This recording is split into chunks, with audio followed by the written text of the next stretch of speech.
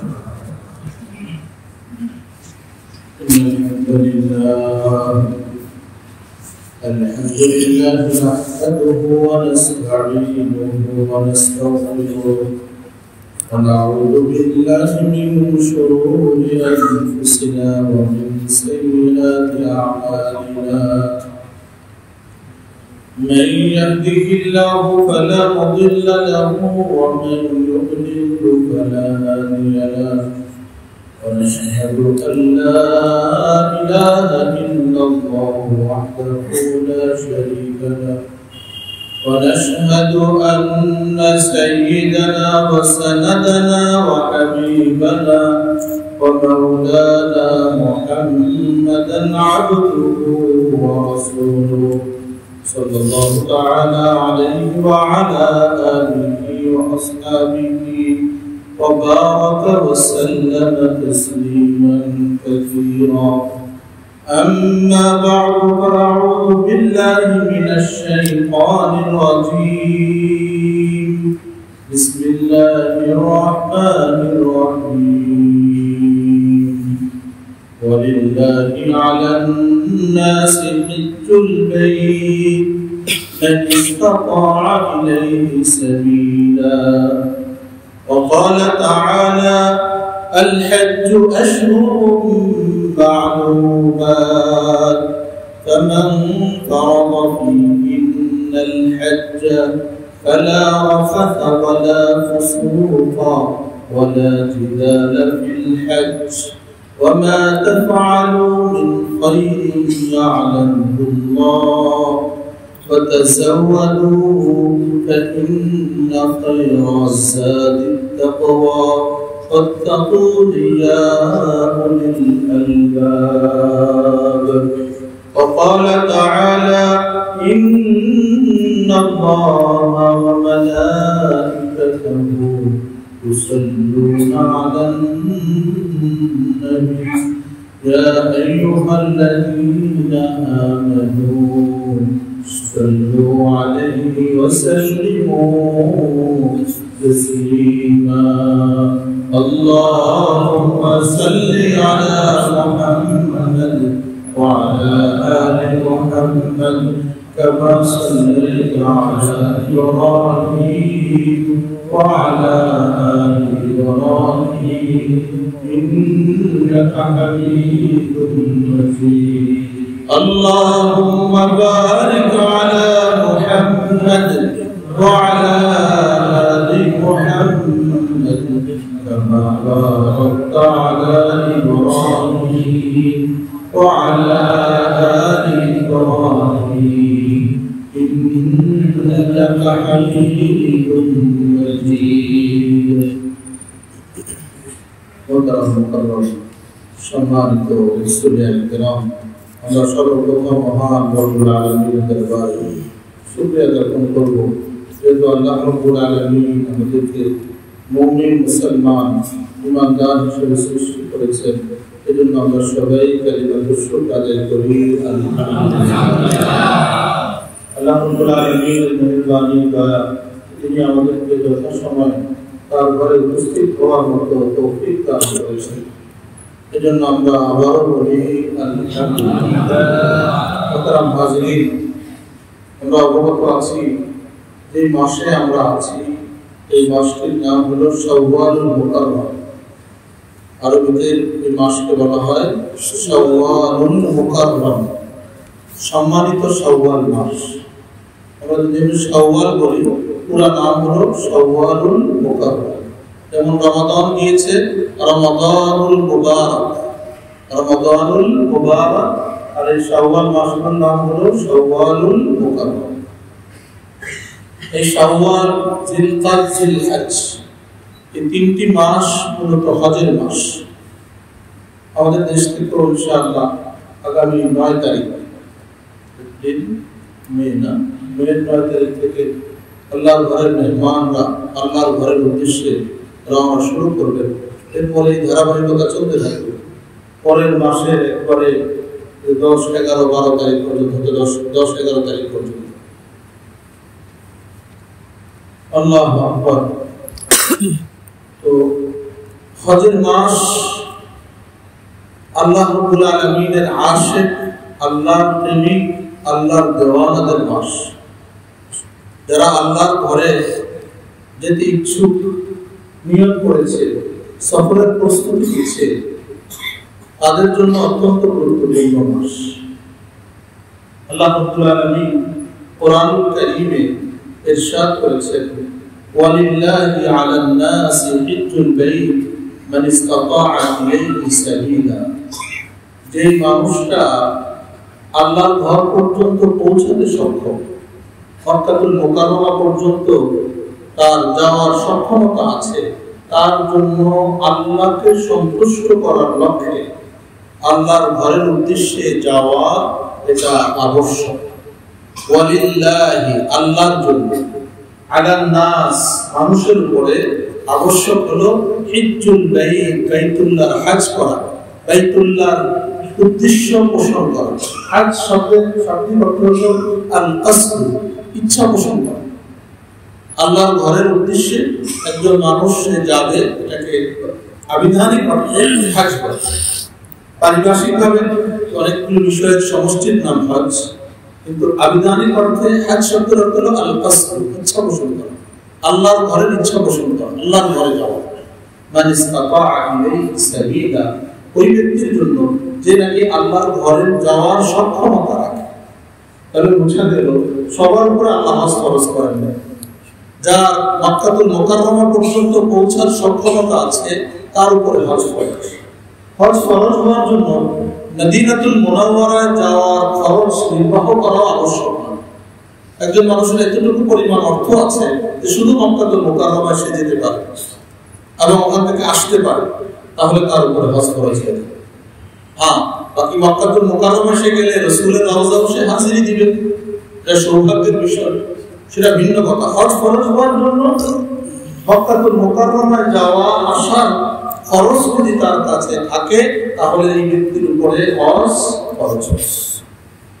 তার নিজের পরিবারের যতটুকু, তার ফিরে আসা পর্যন্ত যতটুকু খরচ, তার চলার জন্য তার পরিবারের যতটুকু মাধ্যমে তার কাছে যদি বাইতুল্লাহ পর্যন্ত পৌঁছার মতো অর্থ, নগদ অর্থ, অতিরিক্ত জমি, অতিরিক্ত বাড়ি, ফ্ল্যাট, প্লট, যা কিছু থাকবে যেটা আয়ের উপরে তার জীবনযাত্রা নির্ভরশীল না, এমন কিছু থাকলে এই ব্যক্তির উপরে হজ হয়ে যায় ফরজ।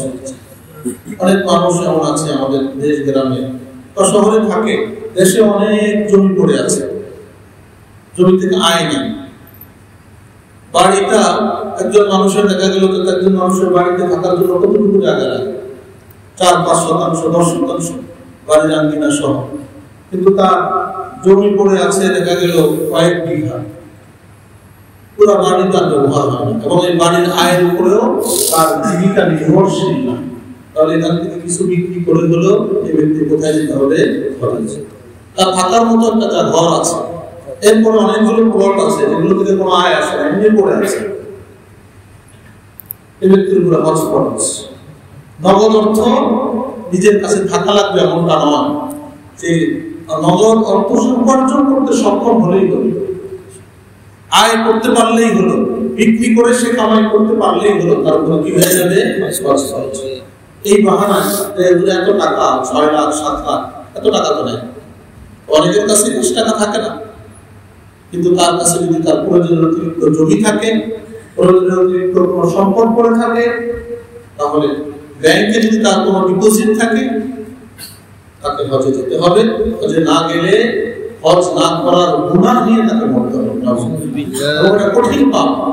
রাসূল আকরাম সাল্লাল্লাহু আলাইহি ওয়াসাল্লাম বলেছেন, কোন ব্যক্তির উপর যদি হজ ফরজ হয় আর সে হজ না করে মারা যায়, ফালইয়ামুত ইনশাআ ইয়াহুদিয়ান ওয়া ইনশাআ নাসরানিয়া, চাই সে ইহুদি হয়ে মরলো নাকি খ্রিস্টান হয়ে মরলো, রাসূল আকরাম সাল্লাল্লাহু আলাইহি ওয়াসাল্লাম বলেন এতে আমার কিছু আসে যায় না।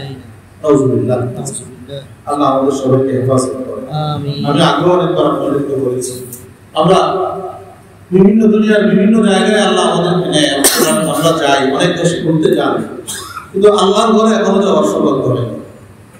পরিবার নিয়ে, ফ্যামিলি নিয়ে আমরা ঘুরতে যাই বিভিন্ন দেশে, এটার সুযোগ হয়, এক্ষেত্রে কোনো ওজোর আপত্তি থাকে না, কিন্তু আল্লাহর ঘরে যাওয়ার নাম আসলে ওজোর আপত্তি চলে আসে।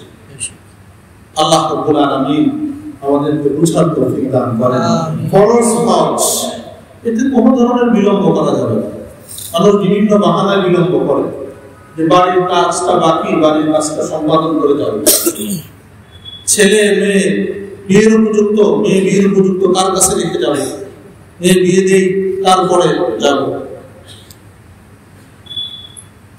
আল্লাহ মেয়ে বিয়ের উপযুক্ত হয়েছে, পাত্র হয়েছে, বিয়ে দিয়ে দেন, দেরি করার তো বিষয় না। কিন্তু এর কারণে আপনাকে হজ বিলম্ব করা যাবে। হজ যেমন ফরজ, নামাজ ফরজ। মেয়ে বিয়ের উপযুক্ত হওয়ার কারণে নামাজ পড়া আমরা বন্ধ করে দিই, যাকাত দেওয়া বন্ধ করি না, রোজা রাখা বন্ধ করি না। এগুলো যেমন ফরজ ইবাদত, হজ করাও ফরজ। হ্যাঁ, মেয়েকে যথাযথ স্থানে হেফাজত করে আপনি আল্লাহর ঘরে চলে যাবেন। এই বাহানায় দেরি করা যায়। অনেকে এই বাহানা করে যে এখনো বাবা মা হজ করে নাই, আমি কিভাবে হজ করি। বাবা মার উপরে যদি হজ ফরজ হয় তাহলে অবশ্যই তাদের করতে হবে, আপনার সহযোগিতা করা উচিত। আর যদি তাদের উপরে হজ ফরজ না হয়ে থাকে, আপনার উপরে হজ ফরজ হয়, তাহলে আপনি বিলম্ব করার কারণে আপনার গুনাহ হচ্ছে। অনেকে বলে যে বাবা মা অনুমতি দিচ্ছে না। নামাজ পড়ার জন্য যদি বাবা মা অনুমতি না দেয়, তাহলে যেমন নামাজ ছাড়া যায় না, হজ করার জন্য বাবা মা অনুমতি না দিলেও হজ ছাড়া যাবে। ফরজ ইবাদত, দেরি করছেন, প্রতি মুহূর্তে আপনার গুনাহ হচ্ছে। অনেক মানুষ এমন মনে করে যে হজটা হলো বৃদ্ধ বয়সের ইবাদত, শেষ বয়সের ইবাদত, যে ইবাদত করব একবারে ফেরেশতা হয়ে যাব, মসজিদে আসবো তো মসজিদ আর ছাড়বো না, দুনিয়াদারি কিছুই করবো। দেখেন, হজ করার সাথে দুনিয়াদারি করার সাথে কোনো নিষেধ নেই। হজ খরচ হয়ে গেছে, হজ করেন, হজ থেকে ফিরে এসে আপনি সঠিকভাবে ব্যবসা করেন। আগে যদি ভুলভাল কোনো পদ্ধতি অবলম্বন করতেন, হজের পরে যেন আপনার জীবনটার ভিতরে পরিবর্তন আসে। আর আল্লাহ হয়তো হজের ছিল আপনার জীবনের ভিতরে পরিবর্তন দিতে পারে। বহু মানুষের জীবনে পরিবর্তন এসেছে। হজের পরে জীবনের পরিবর্তন আসা মানে আল্লাহ হজকে কবুল করে নিয়েছে। এই জন্য ঠুনকো অজুহাত দিয়ে বিভিন্ন রকমের হজ বিলম্ব করার কোন সুযোগ। আমরা অনেকে মনে করি যে হজ করলে হজ ধরে রাখতে পারবো না। অনেকের বক্তব্য এরকম থাকে যে হুজুর এই বয়সে হজ করলে হজ তো ধরে রাখা যাবে না, জওয়ান বয়সে করলে। তার অনেক উল্টাপাল্টা করার তার এখন নিয়ম আছে, এখনো সে অনেক উল্টাপাল্টা করবে, যার কারণে সে মনে করে যে এখন হজ করলে হজ কি করতে পারবো না, ধরে রাখতে। আপনি যে বয়সে হজ ধরে রাখতে পারবেন আপনি মনে করছেন, ওই বয়স পর্যন্ত হায়াত পাবেন, এটা নিশ্চয়তা আপনাকে কে দিয়েছে। আপনি তো সেই উল্টাপাল্টা করতে করতেই বললেন, উল্টাপাল্টা করার ইচ্ছা নিয়েই বললেন। আল্লাহ রাব্বুল আলামিন কোরআনুল কারীমে ইরশাদ করেছেন, ওয়ালাইসাত আত-তাওবাতু লিল্লাযীনা ইয়া'মালুনা আস-সাইয়্যাত, ওই মানুষগুলো যারা মন্দ কাজ করতে থাকে তাদের জন্য তওবা নয়। হাত্তা ইযা হাদারা আহাদাহুমুল মাউত, তাদের কারো কাছে যখন মৃত্যু এসে উপস্থিত হয়, ক্বালা ইন্নী তুবতুল আন, যে বলে যে আমি এখন তওবা করলাম, অথচ মৃত্যুর যন্ত্রণা শুরু হয়ে গেছে, মৃত্যু উপস্থিত হাজির তার দুয়ারে, তখন সে বলে আমি তওবা করলাম। আল্লাহ বলেন, ওয়ালাল্লাযীনা ইয়ামুতুনা ওয়া হুম কুফার, আর যারা কাফের অবস্থায় মৃত্যুবরণ করে এদেরও তওবা গ্রহণযোগ্য নয়। আর যার মৃত্যু যার দুয়ারে চলে এসেছে, মৃত্যুর যন্ত্রণা শুরু হয়ে গেছে, তখন যদি সে তওবা করে সেই তওবাও আল্লাহর কাছে গ্রহণযোগ্য। কত মানুষ মন আছে ঘুমে শুয়েছে, তো ঘুমায় গেছে, আর উঠে নাই, এক ঘুম তো দিচ্ছে, তো সেই তওবা করার সুযোগ পেল, হজ করার সুযোগ তো দূরের কথা। এই জন্য মুহতারাম হাজিরিন, একটা হলো আমরা যারা হজে যাবো তাদের জন্য বিষয় আমি বলছি পরে, আর এটা হলো সবার জন্য যারা হজ ফরজ হয়ে আছে এমন মানুষ, যারা এখনো হজ করছে না, বিভিন্ন বাহানায় শয়তান আমাদেরকে পিছনে ফেলে রেখেছে, শয়তান আমাদেরকে যেতে দিচ্ছে না। ইচ্ছা করি আগামী বছর, আবার আগামী বছর, এভাবে আগামী বছর আর আসে, এভাবে একের পর এক, একের পর এক। আল্লাহ আমাদেরকে বুঝার তৌফিক দান করেন। সময় থাকতে আল্লাহ রাব্বুল আলামিন হজের জন্য প্রস্তুতি গ্রহণের তৌফিক দান করেন। হজের জন্য যাদের উপরে হজ ফরজ হয়ে গেছে, কোনো বাহানা ছাড়া হজের নিয়ত করা এবং হজের ইচ্ছা পোষণ করা, দৃঢ় সংকল্প করা আল্লাহ তৌফিক দান করেন। নিয়ত আমরা করব, তৌফিক দিবেন কে? আমাদের পূর্ব শরীরা ওনারা তো বিপুল থাকতেন, হজের দিনগুলো আসে অস্থির হয়ে যেতেন। হুসাইন আহমদ মাদানী রহমাতুল্লাহ আলাইহি ভারত উপমহাদেশের ব্রিটিশ বিরোধী আন্দোলনের অগ্রনায়ক ছিলেন। হুসাইন আহমদ মাদানী এই মানুষটা ছিলেন ইন্ডিয়ার মানুষ, ভারতের মানুষ, জন্ম এখানে, ওনার কবর এখানে, শিক্ষকতা উনি করেছেন এখানে, পড়াশোনা করেছেন এখানে, শিক্ষকতা দীর্ঘ সময় করেছেন ভারত, কিন্তু নামের অংশের শেষে হলো মাদানী। কেন মাদানী? উনি দীর্ঘ 18 বছর রাসূল আকরাম সাল্লাল্লাহু আলাইহি ওয়াসাল্লাম রওজার পাশে বসে মসজিদে নববীতে হাদিস শরীফের দর্শ দিচ্ছেন। এজন্য তার নামের অংশ হয়ে গেছে কি? মাদানী। যারা মদিনা ইউনিভার্সিটিতে পড়ে তাদেরকেও মাদানী বলে। আবার উনি যেহেতু মদিনায় দীর্ঘদিন অবস্থান করেছেন এবং হাদিস শরীফের দর্শ দিয়েছেন, এজন্য ওনার নামের শেষে কি হয়ে গেছে? মাদানী দ্বারা পরিচিত। হুসাইন আহমদ মাদানী রহমাতুল্লাহ আলাইহি। হুসাইন আহমদ নামে অনেক আছেন, কিন্তু মাদানী নামে একজনই যিনি পরিচিত, বিখ্যাত, তিনি হলেন এই হুসাইন আহমদ মাদানী। এই মানুষটা প্রথম হজে ওনার যে জীবনীতে এসেছে, উনি যখন হজের দিনগুলো আসলো, গরিব মানুষ ছিলেন, আর্থিকভাবে এত সম্পত্তি ছিল না, মাদ্রাসায় পড়াতেন।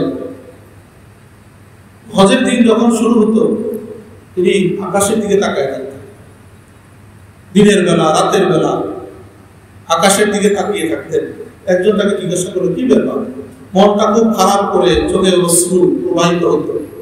বললো যে এই যে আকাশ, এটা তো আমাদের ইন্ডিয়াতে, আমি যেখানে থাকি, এরকম একটা আকাশের নিচে, বাইতুল্লাহর নিচেও কিছু মানুষ আল্লাহর দেওয়ানা, আল্লাহর আশিকরা আল্লাহর ঘরে তওয়াফ করে।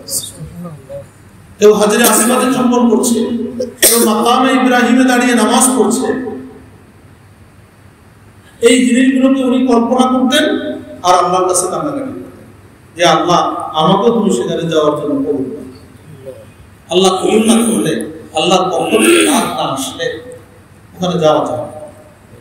হযরত হুসাইন মাদানী রাহমাতুল্লাহ আলাইহি আরজি মনের অবস্থা আল্লাহ এমন ভাবে কবুল করছেন, যেখানে হস্ত উনি প্রতিবাদ করছেনই, রাসূলের রওজার পাশে বসে, মসজিদে নববীতে বসে রাসূলের হাদিস পাঠদানের ব্যবস্থা আল্লাহ আল্লাহ কবুল করলে এভাবেই করে। আল্লাহর ভান্ডারের অভাব নাই, অভাব হলো আমাদের মঞ্জুর করা, আল্লাহর থেকে চাওয়া, ওখান থেকে মঞ্জুর করে আসতে হবে। আপনি আল্লাহর ঘরে যাবেন তো ওখান থেকে মঞ্জুরি নিয়ে আসতে হবে যে আল্লাহ, আমি যেন আমার বাকি জীবনে যেন আসতে পারি, আমার আশাটাকে আপনি করবেন, ইচ্ছা থাকা লাগবে, চেষ্টা থাকা লাগবে। আর যদি মনে করেন যে একবার গেলাম, আমার এত কষ্ট, এত রোগ, হজে আর আসবো না, শুধু উমরায় আসলে আসা যায় কিনা? আল্লাহু আকবার। যে ওখানে আরাফায় যেতে হয়, হাঁটতে হয়, এই কষ্টটা কি সম্ভব? ওখান থেকে আপনি বঞ্চিত হয়ে গেলেন। যদি মনের অবস্থাটা যদি আপনার এমন হয়, আরাফার ময়দানে গিয়ে, মিনার প্রাঙ্গণে গিয়ে, মুজদালিফায় গিয়ে আপনি যদি মনে মনে এটা অনুভব করেন, এই কষ্ট করবেন কি দরকার, বাস ওখান থেকে আপনার নাম কাটা পড়ে। এই জন্য হজের প্রস্তুতি আল্লাহ কোরআন কারীমে বলেছেন, সূরাতুল বাকারা 196 নং আয়াত থেকে 202 নং আয়াতে হজের বিবরণ দিয়েছেন। আমরা যারা হজে দিচ্ছি, বছরে আমরা যাব, আমাদের জন্য এই আয়াতগুলোর অর্থ এবং ব্যাখ্যা নির্ভরযোগ্য কোনো তাফসীর কিতাব থেকে আমরা পড়ে নিব।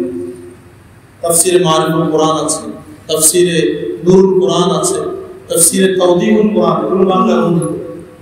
এগুলো দেখে যদি আমরা একটু পড়ে নিই, তাহলে আমাদের জন্য একটা বড় শিক্ষা হবে। আল্লাহ কি বলেছেন? আল হাজ্জুল আশহুরুল মা'লুমাত।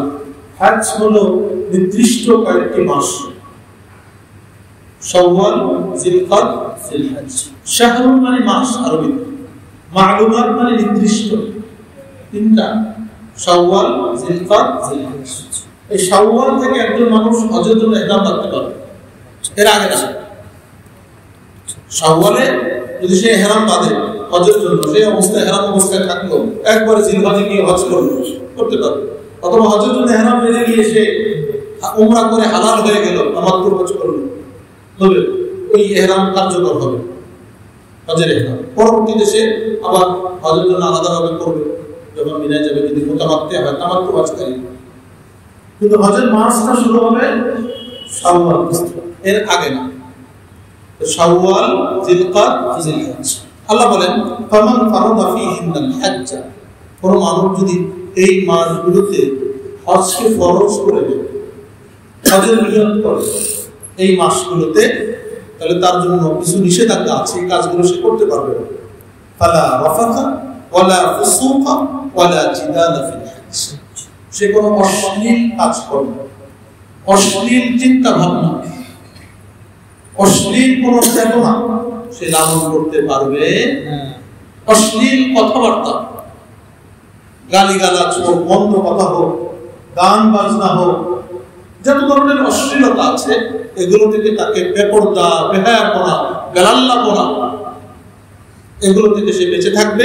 ফালা রাফাথা ওয়ালা ফুসুকা, ফুসুকা পাপাচার, যে কোনো ধরনের পাপাচার, এগুলো থেকে তাকে বেঁচে থাকতে হবে, এগুলো ধারে কাছেও সে যেতে পারবে না। ওয়ালা জিদালা ফিল হজ্জ, ঝগড়া বিবাদ। হজ আসলে দীর্ঘ ইবাদত, লম্বা সময় লাগে হজটা করার জন্য। এখন যদিও অনেক অল্প সময়ে মানুষের ব্যস্ততার কারণে, দায়িত্বের কারণে অনেক অল্প সময়ে করে আসে, কিন্তু আসলে মূলত হজটা একটা লম্বা সময়ের ইবাদত। তারপরেও সংক্ষেপে করলেও লম্বা সময়ের ইবাদত। এই দীর্ঘ সময়ে অনেক কষ্টের সম্মুখীন হতে হবে, হাজারো প্রস্তুতি থাকা সত্ত্বেও, হাজারো ব্যবস্থাপনা সত্ত্বেও, হাজারো ভিআইপি প্যাকেজ হওয়া সত্ত্বেও, খুব অনাকাঙ্ক্ষিত ভাবে, অনিচ্ছাকৃত ভাবে কিছু কষ্টের সম্মুখীন হাজিকে হতে হবে। হাজি যদি এটা মেনে নেওয়ার মতো মন মানসিকতা নিয়ে যদি সে বাড়ির থেকে না যায়, তাহলে ওরা জায়গায় জায়গায় ঝগড়া করে। রুমে, একই রুমে দেখা গেল ৩-৪ জন হাজি থাকে, কোনো সময় ৫ জন, তো যারা থাকে রুমে তাদের সাথে ঝগড়া করে, যারা নিয়ে গেছে হচ্ছে তাদের সাথে যে ওই গ্রুপ লিডার এরা আছে, অনেকে তো চেষ্টা করে, আবার অনেকে আছে মানুষকে ইচ্ছা করে কষ্ট দেয়, সব ধরনেরই আছে। অনেকে আছে তাকে খেদমত হিসাবে করে, অনেকে এটাকে প্রফেশন হিসাবে, ব্যবসা হিসাবে করে। এর সংখ্যা এখন দিন দিন বেড়ে যাচ্ছে।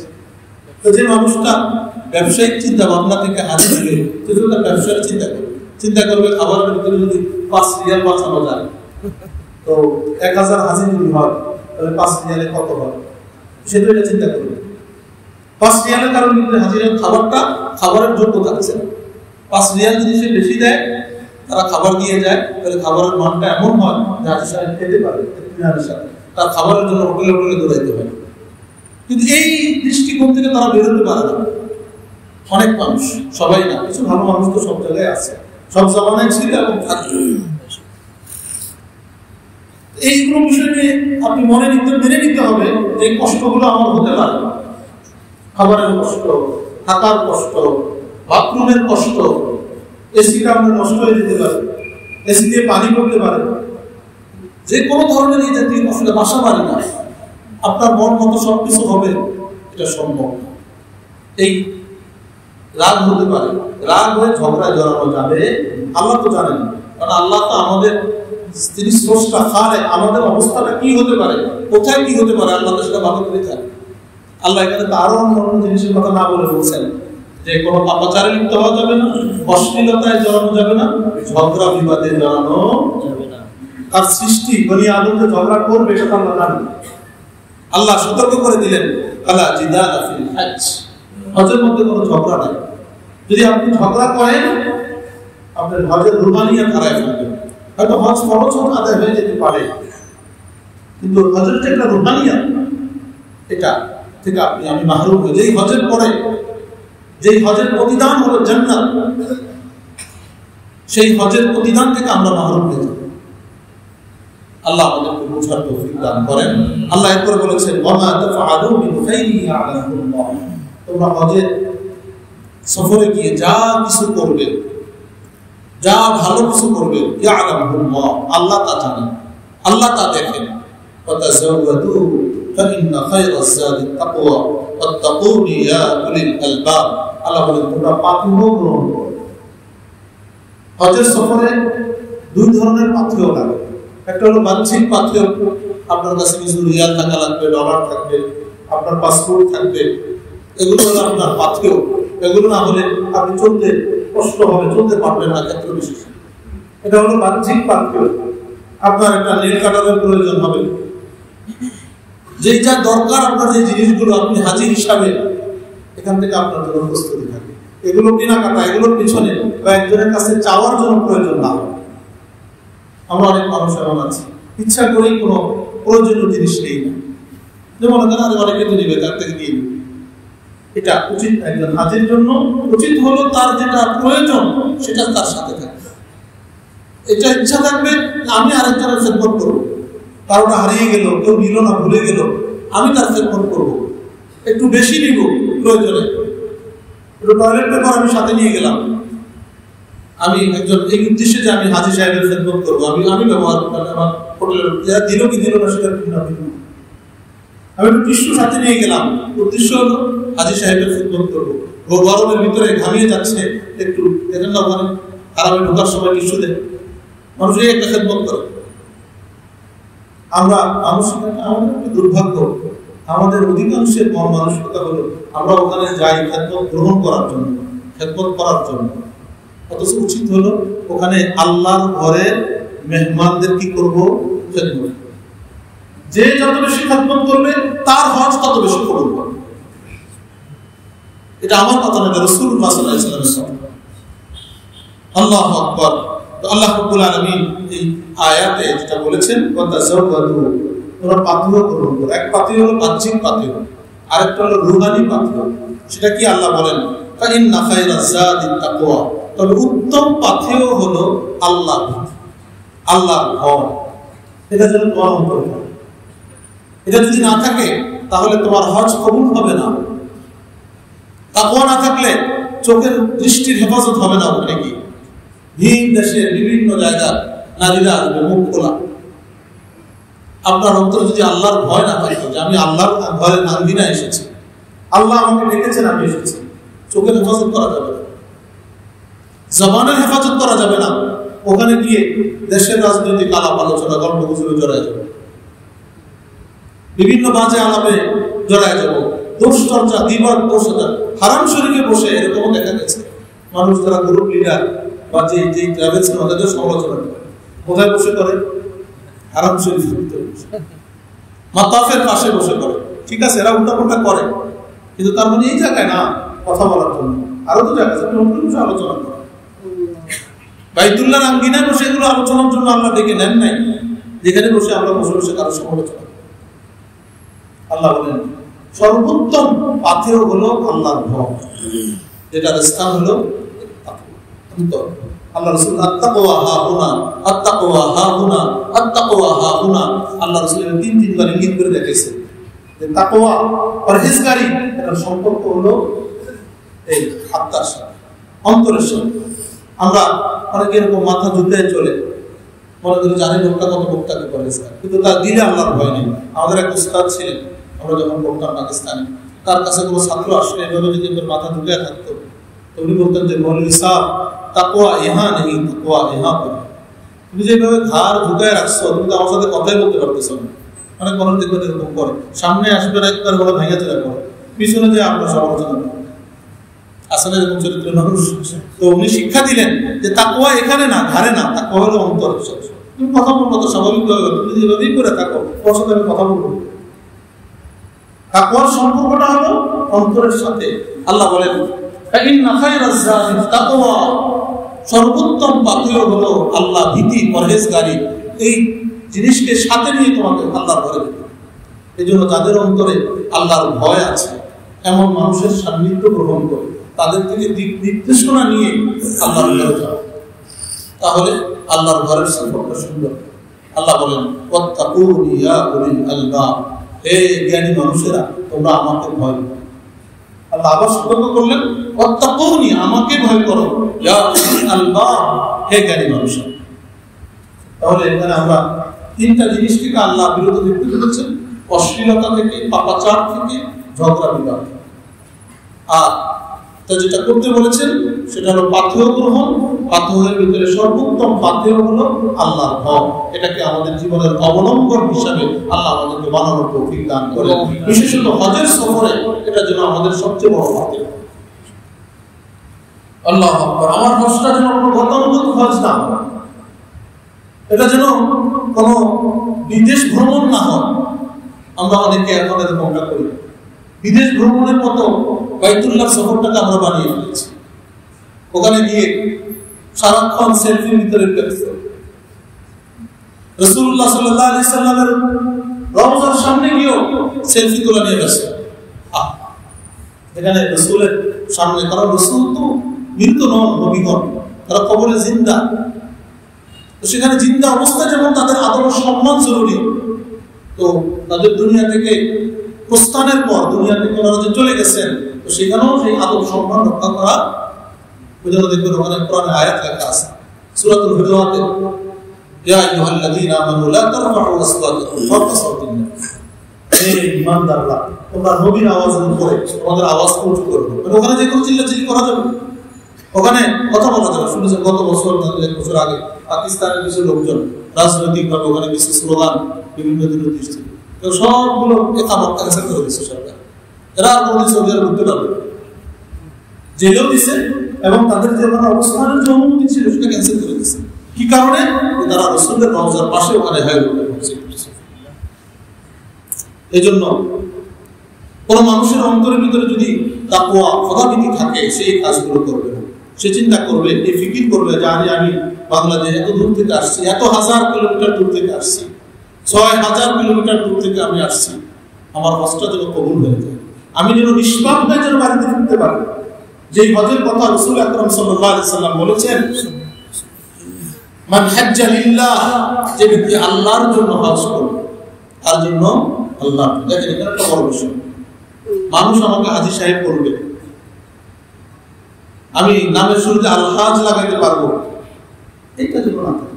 আল্লাহ বারবার, আল্লাহ কোরআনে ওখানে বলেছেন, মান ওয়ালিল্লাহি আলান নাস হিজ্জুল বাইত, আল্লাহর জন্য, আল্লাহর জন্য হজের, বাইতুল্লাহ হজ করা। এখানে আল্লাহ রাসূল বলেছেন, মান হাজ্জা লিল্লাহ, যে হজ করলো আল্লাহর জন্য, ফালাম ইয়ারফুস, কোনো অশ্লীলতা করলো না, ওয়ালাম ইয়াফসুক, কোনো ফাসিকি কাজকর্ম, পাপ কাজ করলো না, রাজাআ কায়াউমিন ওয়ালাদাতহু উম্মুহু, ওই মানুষটা হজ থেকে এমন নিষ্পাপ হয়ে ফিরে আসে যেন তার মা তাকে আজকেই জন্ম দিয়েছে।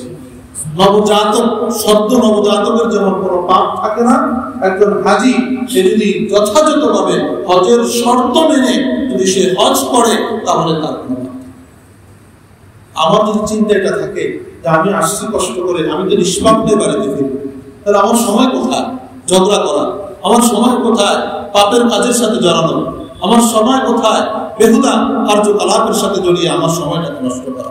রাসূল আকরাম সাল্লাল্লাহু আলাইহি সাল্লাম হজের ফজিলত আরো বলেছেন, আল উমরাতু ইলাল উমরা কাফারাতুন লিমা বাইনাহুমা, এক উমরা থেকে আরেক উমরা, এটা দুইটার মাঝখানে যে গুনাহ হয়, এটা এক উমরা করার পর আরেক উমরা করলে এই গুনাহ মাফ হয়ে যায়। সুবহানাল্লাহ। ওয়াল হজ্জুল মাবরুর লাইসা লাহু জাযাউন ইল্লাল জান্নাহ, আর মাকবুল হজ, মাবরুর হজের প্রতিদান হলো, আল্লাহ রাসূল বলেন, জান্নাত ছাড়া। হজটা তো মাকবুল হতে হবে। আমি হজ করলাম কিন্তু হজটা কি হলো না, মাকবুল হলো না, আল্লাহর কাছে গৃহীত হলো না, তাহলে লাভ হলো। প্রতিদান তো তখন হবে যখন আল্লাহর কাছে হজটা কবুল হবে। আর সেই মাকবুলিয়াতের জন্য ফিকির থাকতে হবে। গতানুগতিক যদি আমি আপনি হজ করি, গেলাম আসলাম, সবাই যায়, তাহলে কিন্তু আমি আপনার বঞ্চিত হয়ে যাব। আল্লাহ রাসূল সাল্লাল্লাহু আলাইহি ওয়াসাল্লাম বলেছেন, তাবিউ বাইনাল হজ্জি ওয়াল উমরা, তোমরা হজ উমরা লাগাতার করো, ফাইন্নাহুমা ইয়ানফিয়ানিল ফাকরা ওয়াজ যুনুব, হজ উমরা মানুষের দারিদ্রতা এবং গুনাহকে মোচন করে। কেমন করে? কামা ইয়ানফিল কিরু খাবাতাল হাদীদ ওয়াল যাহাব ওয়াল ফিদ্দা, কর্মকার যে ফুৎকার দেয়, ফুৎকার দিয়ে আগুন জ্বালায়, লোহা ইত্যাদি, এগুলোতে যদি ঝম থাকে, স্বর্ণ রূপাতে যদি থাকে, এটা পরিষ্কার হয়ে যায়। এই কর্মকারের ফুৎকার, তার যেই জিনিসের মাধ্যমে সে ফুৎকার দেয়, এটা দিয়ে যেভাবে স্বর্ণ, রূপা, লোহা এটা যেমন পরিষ্কার হয়ে যায়, জং দূর হয়ে যায়, তো ঠিক হজ এবং উমরার দ্বারা আল্লাহ রাব্বুল আলামিন মানুষের গুনাহকে এভাবে দূর করে দেন। সুবহানাল্লাহ। এরপর আল্লাহ রাসূল বলেছেন, ওয়ালাইসা লিল হাজ্জাতিল মাবরুর সাওয়াবুন ইল্লাল জান্নাহ, আর হজ্জে মাবরুরের প্রতিদান হলো জান্নাত। সুবহানাল্লাহ। আল্লাহ রাব্বুল আলামিন আমাদেরকে হজ্জে মাবরুর আল্লাহ আমাদের সবাইকে আল্লাহুম্মা আমিন। আল্লাহ রাসূল সাল্লাল্লাহু আলাইহি ওয়াসাল্লাম বলেছেন, আল হুজ্জাজ ওয়াল উম্মাহ ওয়াফদুল্লাহ, হাজী সাহেবান, উমরাকারীগণ আল্লাহর মেহমান।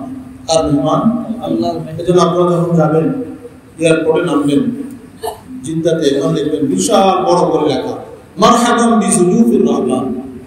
মারহাবান বিজুয়ুফির রহমান। দুয়ুফ মানে মেহমান, রহমান মানে রহমানের, আল্লাহ, আল্লাহর মেহমানদেরকে মারহাবা, স্বাগতম, সুস্বাগতম। তাহলে হাজী এবং উমরাকারী কার মেহমান? আল্লাহর মেহমান। আল্লাহ রাসূল সাল্লাল্লাহু আলাইহি ওয়াসাল্লাম বলেন, এরা যেই দোয়া করে আল্লাহ তাদের দোয়া কবুল করে। তারা যদি নিজেদের জন্য ইস্তেগফার করে, সেই ইস্তেগফার, ক্ষমা প্রার্থনা আল্লাহ কবুল করেন। তারা যদি অন্যের জন্য ইস্তেগফার করে, ক্ষমা প্রার্থনা করে, সেটাও আল্লাহ কবুল করেন। এজন্য আমরা যারা যাচ্ছি আলহামদুলিল্লাহ, দোয়া তো করবো সকলের জন্য। যারা যাচ্ছি না, তারা যারা যাবে তাদের থেকে দোয়া চাই। আমাদের গুনাহ তো কোনো শেষ নেই যে ভাই আপনি একটু আমার কথা মনে করে একটু দোয়া করুন, কারণ এটা আল্লাহ রাসূল বলে গেছেন, হাজী উমরাকারীর দোয়াকে কবুল করেন আল্লাহ। রাসূলের রওজায় যদি একটু সালাম আপনার পক্ষ থেকে পেশ করা হয়, এটা একটু স্মরণ করিয়ে দেওয়া হবে যে ভাই যদি মনে থাকে, তাহলে একটু কারণ একবারে না করা, কারণ সে তার মনে নাও থাকতে পারে, যে যদি মনে থাকে একটু আমার কথা, আমার পক্ষ থেকে রাসূলের রওজায়। এটা হলো আমাদের কর্তব্য, যারা আমরা যাচ্ছি না। আর যারা আমরা যাচ্ছি তাদের থাকবে যে আমরা আমাদের আপনজন, আত্মীয় স্বজন, যারা বাবা মা, সকলের নাম ধরে ধরে আমরা রাসূলের রওজায় কি করবো? সালাম পেশ করব। তাদের জন্য দোয়া করব, করা যাবে তো ইনশাআল্লাহ। যে কথা বলছিলাম, আমরা কার মেহমান? আল্লাহ। যারা আমরা হজে যাব, আমাদের ভিতরে যদি এই অনুভূতিটা কাজ করে, দুনিয়ার মনে করেন আমাদের প্রাইম মিনিস্টারের মেহমান হয়, ঠিক গণভবনে যায়, ওখানে চাটা খাওয়ার জন্য বিভিন্ন সময় যায়, তো চিন্তা করেন কত আগের থেকে প্রস্তুতি নেয়, কত আয়োজন, মোবাইল টোবাইল এগুলো নিয়ে ঢুকতে দেয় না, সব কিছু রেখে দেয়, মানে যাতে করে কোনো রকমের ঝামেলা না হয়। তো সেখানে আমরা যদি আল্লাহর ঘরের মেহমান হয়ে আল্লাহর ঘরে গিয়ে বসে মোবাইল নিয়ে সেলফি তুলি, রাসূলের রওজা গিয়ে সেখানে যে যদি মোবাইল নিয়ে ব্যস্ত থাকি, ভিডিও নিয়ে ব্যস্ত থাকি, পরিবারের লোকজনকে দেখাইতে থাকি, তাহলে আমরা কার জন্য করলাম? মানুষের বাবা মার জন্য করলাম। তওয়াফ করছে, এই ভিডিও দিয়ে দিচ্ছে, লাইভ চলছে, মানুষকে দেখাচ্ছে, মানুষ বলবে যে হাজী সাহেব মাশাআল্লাহ, বাস সব শেষ। আপনার মানুষ বললো আর আপনি এটা করলেন, করার জন্য এটা করলেন, এই যে কষ্ট করে গেলেন 6-7-8 লাখ টাকা খরচ করে, সব শেষ। এই জন্য নীরবে নিবৃত্তে একেবারে কোন কোলাহল মুক্ত ভাবে একান্ত এক জায়গায় করছেন আল্লাহ, যে কোনো এক জায়গায় গুম নাম যাকে বলে, কেউ জানবে না আপনি এখানে আছেন। এই জন্য হজের সফর খুব বেশি দেখা সাক্ষাৎ করার সফর না। আপনি অমুক আত্মীয়ের সাথে দেখা করবেন, অমুক আত্মীয়ের খবর দিবেন, আগের থেকে ফোন দিয়া আত্মীয় স্বজন মনে করেন আসবে, ঠিক আছে, অনেক কিছু নিয়ে আসবে, পর আবার একটা পোটা ধরাই দেবে, যেটা দেশে নিয়ে যাবে, আবার এগুলো ঝামেলাও হবে। আপনি যখন নামবেন, দেখা গেল আপনি তো দেখেন নাই, এয়ারপোর্টে সে এমন কোনো জিনিস দিয়ে দিচ্ছে যেটা কারণে করে আপনি আটকা পড়ছেন। এরকম বহু ঘটনার সামনে আসে। এই জন্য এই সকল বিষয়গুলো যত আপনি যোগাযোগ কম করবেন, তত আপনার হজের সফরটা হবে। যত যোগাযোগ বাড়াবেন, ওখানে আত্মীয় স্বজনদের খোঁজখবর নিতে যাবেন, বা তাদেরকে জায়গা দিবেন, আসবে তারা, ঘুরতে যাবেন, এটা কোনো একটা কোনো ট্যুরিজম না, আপনি আল্লাহর ঘরের মেহমান।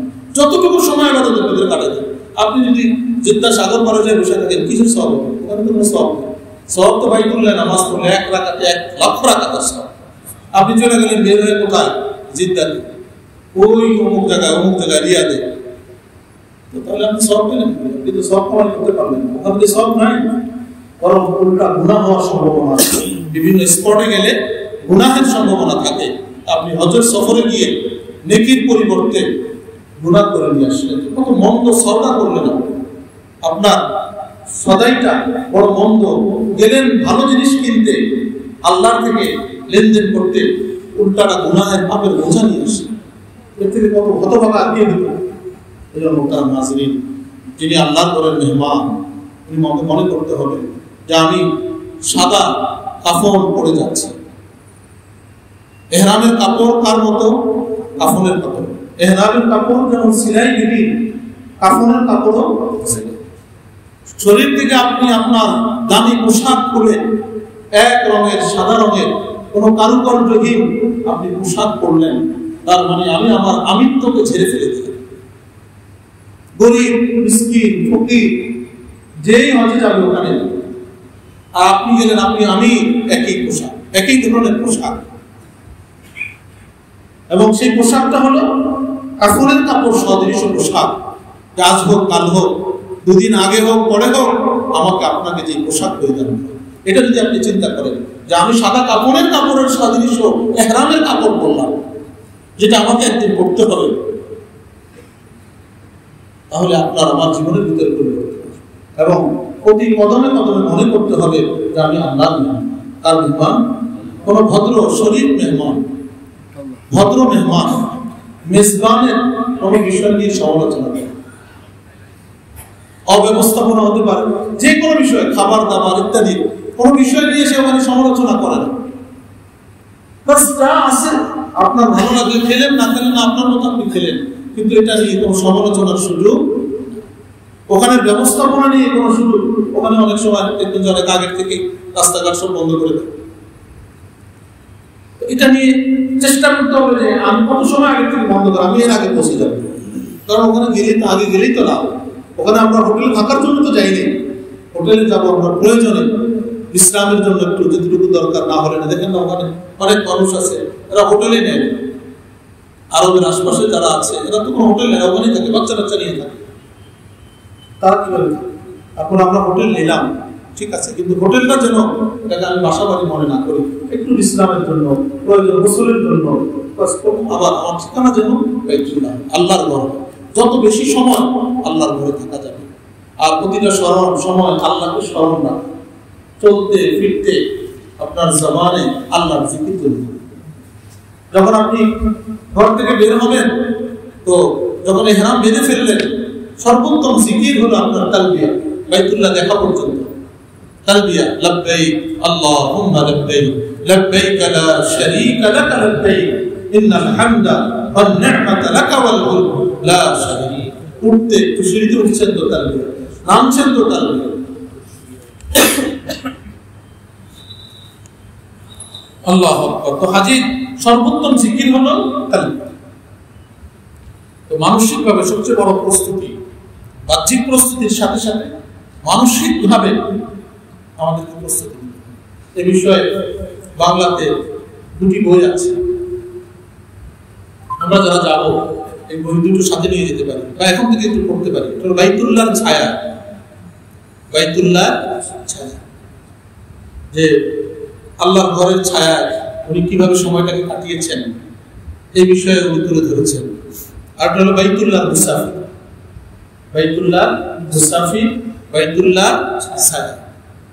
এই দুটা বই আমরা সংগ্রহ করতে পারি যারা আমরা হজে যাওয়ার ইচ্ছা করি, এবং যদি আগের থেকে আমরা একটু পড়ি, তাহলে আমার হজটা কেমন হওয়া উচিত এই ধারণা নিয়ে আমি আল্লাহ রাব্বুল আলামিন আমাদের সবাইকে তৌফিক দান করেন। মুহতারাম হাজিরিন, আরেকটা বিষয় হলো মদিনা শরীফের বিষয়। রাসূল আকরাম সাল্লাল্লাহু আলাইহি সাল্লাম বিশেষ করে মদিনার কথা বলেছেন, মান আহদাসা ফিহা হাদাসান আও আওয়া মুহদিসান ফাআলাইহি লা'নাতুল্লাহ ওয়াল মালায়েকাতি ওয়ান নাস আজমাইন। হজের সফরে আমরা এই বিষয়টা খেয়াল রাখবো, আমাদের হজের কর্মগুলো যেন আল্লাহ রাসূল সাল্লাল্লাহু আলাইহি সাল্লামের কর্মের সাথে মিলে যায়, রাসূলের সুন্নাহ অনুযায়ী। আল্লাহ রাসূল হজ করছেন, সাহাবায়ে কেরাম তো হজ করছেন, তো যেভাবে আল্লাহ রাসূল হজ করেছেন আমার আপনার হজটা যেন এরকম, যে শুধু জায়েজ হয়ে গেলে হইল, কোন রকম হয়ে গেলে হইল, এমনটা যেন না। আল্লাহ রাসূল যেখানে যে কাজটা করেছেন আমার হজের সফর। আমি অনেকবার হজ করেছি, মনে করেন আপনি যদি মনে করেন, কিন্তু আপনার হজটা রাসূলের হজের মতো হজ হয়েছে কিনা এটা আপনাকে জানান যে আল্লাহ রাসূল এখানে কি কাজ করেছেন, আল্লাহ রাসূল মিনায় কি করেছেন, আল্লাহ রাসূল মুজদালিফায় কি করেছেন, আল্লাহ রাসূল আরাফায় কি করেছেন, যে প্রত্যেকটা জায়গায় আল্লাহ রাসূল কি আমল করেছেন, আমি সেই কাজটা করব, সেটা জানবো এবং সেই অনুযায়ী আমল করবো, করা যাবে ইনশাআল্লাহ। আর কোন বেদাত, কুসংস্কার, মন গড়া পদ্ধতিতে কোনো কাজ করা যাবে। আল্লাহ রাসূল সাল্লাল্লাহু আলাইহি সাল্লাম মদিনাতুল মুনাওয়ারার ব্যাপারে বলেছেন, মান আহদাসা ফিহা হাদাসান, কোন মানুষ যদি মদিনাতুল মুনাওয়ারা এসে কোনো বেদাত করে, কুসংস্কার করে, আও মুহদিসান, অথবা কোনো বেদাতি কুসংস্কারকারীকে এখানে জায়গা দেয়, ফাআলাইহি লা'নাতুল্লাহি ওয়াল মালাইকাতি ওয়ান নাসি আজমাইন, ওই মানুষটার উপরে আল্লাহ, ফেরেশতা এবং সকল মানুষের অভিসম্পাদ, বলেন লানত। আমরা গেলাম আল্লাহর রহমত অর্জন করার জন্য, ওখানে যদি মন গড়া পদ্ধতিতে কাজ করি, সুন্নাহ বিরোধী কাজ করি, তাহলে লানত নিয়ে ফিরতে হবে। এটা তো খুব ভয়ঙ্কর কথা। এই জন্য আমরা চেষ্টা করব আমাদের কাজগুলো যেন কি অনুযায়ী হয়, সুন্নাহ অনুযায়ী, আল্লাহ রাসূলের বাতানো পদ্ধতি অনুযায়ী হয়। আরাফার ময়দান, আল্লাহ রাসূল বলেছেন, খায়রুদ দুআ দুআউ ইয়াউমি আরাফা, দুনিয়ার মধ্যে শ্রেষ্ঠ দোয়া হলো আরাফার দোয়া। সুবহানাল্লাহ।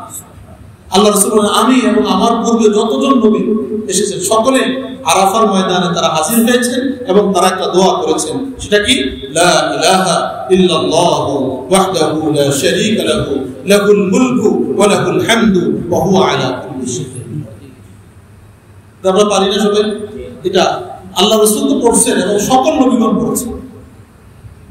এইজন্য আমরা সামগ্রিকভাবে আজকের এই আলোচনার মূল বিষয় হলো, সারাংশ হলো মানসিক প্রস্তুতি, মনের দিক থেকে প্রস্তুতি। বাহ্যিক প্রস্তুতি থাকবেই, মনকে প্রস্তুত করা, মনের দিক থেকে যে আমরা যেন তাকওয়া অবলম্বন করি, পরহেজগারি অবলম্বন করি। পাথেয় মানে তাকওয়ার পাথেয়, যে আমি এটা সংকল্প করব যে আমি ওখানে গিয়ে সুন্নাহ পরিপন্থী কোনো কাজ করব, ঝগড়া বিবাদে জড়াবো না, পাপাচারে লিপ্ত হব না, কোনো যত কষ্ট আমার হোক এটা আমি মেনে নেব। কারণ আপনি যত কষ্ট করবেন তত আপনার হজ আল্লাহর কাছে দামি। আল্লাহ রাসূল সাল্লাল্লাহু আলাইহি সাল্লাম হজ যে মাবরুর, আমরা জানি মাবরুর মানে শব্দের অর্থ হলো পূর্ণ, পূর্ণময় হজ, মাকবুল হজ। হজ মাকবুল হয় কিভাবে? আল্লাহ রাসূল বলেছেন, বিররুল হজ ইতআমুত তাআম ওয়া তিবুল কালাম, মানুষকে খানা খাওয়ানো এবং মানুষের সাথে সুন্দরভাবে কথা বলা, মানুষের মেহমানদারি করা। ওখানে গিয়ে আপনি যেটুকু পারেন, এটা একটা টিস্যু দিয়ে মেহমানদারি করলেন, একটা খেজুর দিয়ে মেহমানদারি করলেন, একটু পানি দিয়ে মেহমানদারি করলেন, আপনার কাছে বোতলে পানি আছে, আপনি পান করে আরেকজনকে দিলেন, একটু এগিয়ে দিলেন, এটা করবেন, আপনার হজ আল্লাহর কাছে করবেন।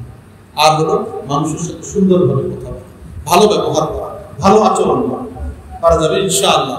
আল্লাহ রাব্বুল আলামিন এই দুটো জিনিস যদি আমরা খেয়াল রাখবো, যে মানুষের মেহমানদারি করবো যার যার মতো করে বেশি করে, আর হলো মানুষের সাথে ভালো আচরণ করবো, ভালো কথা বলবো। আল্লাহ রাব্বুল আলামিন আমাদেরকে জাহিরিভাবে, বাহ্যিকভাবে এবং মানসিকভাবে উভয়ভাবে হজের প্রস্তুতি গ্রহণ করার আল্লাহ তৌফিক দান করেন। যারা হজে যাবেন আল্লাহ তাআলা তাদের হজের যাওয়াকে এবং আশাকে আল্লাহ তাআলা কবুল করেন। ওয়া আখিরু দাওয়ানা আলহামদুলিল্লাহ।